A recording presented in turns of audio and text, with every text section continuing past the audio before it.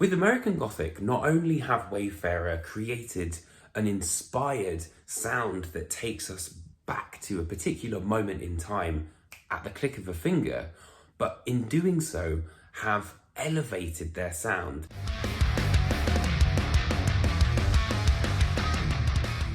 Hi guys, welcome back, and hello if you are new. I hope you're all having a fantastic week so far. I am going to talk about one of the albums I have been anticipating the most today. So it's been 3 years since we were graced with a Romance with Violence, which ended up really high on my album of the year list for 2020 by the wonderful Wayfarer. So it gives me huge amounts of joy to say that 3 years later, we're back and we're going right back to the Westerns with American Gothic.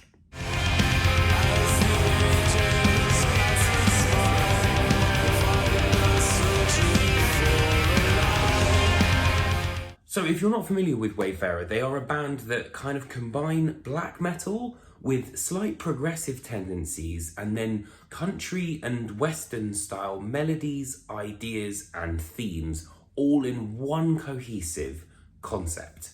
And it's really good. Of course, thematically, this album very much still remains within the Wild West, where the industrialization of the railroads and the commercialization really led to the death of the American dream, essentially. Immediately from the moment that you put this record on, there is that sense of atmosphere that just invites you in. I kind of liken it to sort of like being a bystander, you know, where you're sitting on one of those like wooden steps and just kind of soaking it all in. You can hear these kind of people talking, you know, the sounds of train tracks and things like that, and it immediately engulfs you in the world of Wayfarer. And it starts with this sort of embryonic idea, you know, with the 1,000 Tombs of Western Promise that slowly but surely kind of has this sort of breadcrumb of steel guitar that gets bigger and bigger until we get to the main melody, which is about a minute in, and then you're off. And from that moment on, Wayfarer are very much our guides to this sort of smoky, oil-ridden world. When piecing songs together, for example, you know, they've looked at dynamics to really make every transition, be it, you know, from a verse to a chorus, really seamless. And to be totally honest, most of the album is very seamless because they play with the idea of, you know, having a slower song, a bit of an interlude, and then we get those sort of like peaks and valleys. You know, Reaper on the Oil Fields is a great example. It's that sort of slower, more forlorn, kind of doom-laden almost, before we go into To Enter My House Justified.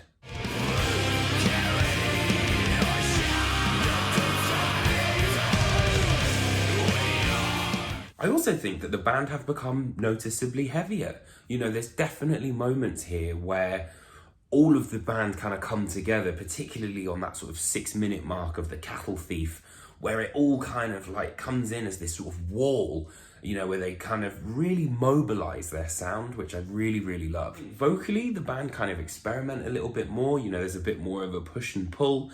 I love the fact that there's a slight Martin Van Drunen in the delivery of the "ow" kind of vocals, which is really interesting. But, you know, there's clean singing here as well. You know, there's a lot of different things which, again, add to that sense of atmosphere and build the sound. I also think, you know, where the actual songs are concerned, the guitar work very much kind of creates this sort of cascading melody. It's kind of a combination of the way they use the whammy bar, the sort of layers of harmonies that they've got, the delay in the guitar as well, you know, and kind of all put together, it creates that sort of smokiness, I guess, for lack of a better word. The band also use instruments, I think, really interestingly. You know, they have some which would be kind of traditional American Western style instruments, and then others which might be a little bit more kind of modern, which I thought was really cool.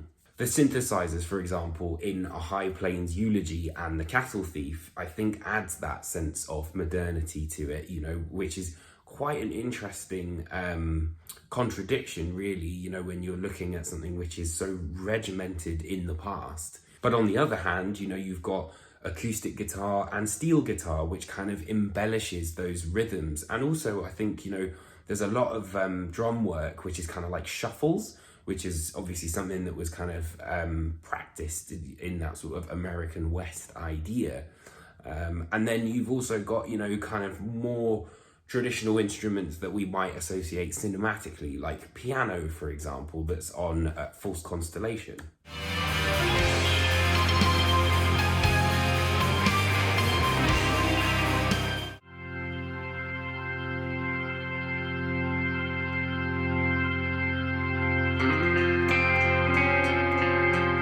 But as well as the different instruments, I think there's also techniques that are, you know, kind of inputted on here, such as, particularly with guitar, like hammer-ons and pull-offs, those sort of slides, you know, they're really slow slides that add that sense of atmosphere and, you know, kind of a bit of tension here and there as well. You know, there's little sort of speeches on the Thousand Tombs of Western Promise, and then you've got a kind of sort of like a distorted sort of like box, you know, sort of like voice in a box sort of thing on Reapers on the Oil Field. But it's also about knowing when to kind of pull back before charging forward. And you've got 1934, which is a nice little interlude before we go into Black Plumes Over God's Country, a track which is a brilliant song, but ends with almost kind of There Will Be Blood, kind of Coen Brothers type kind of monologue.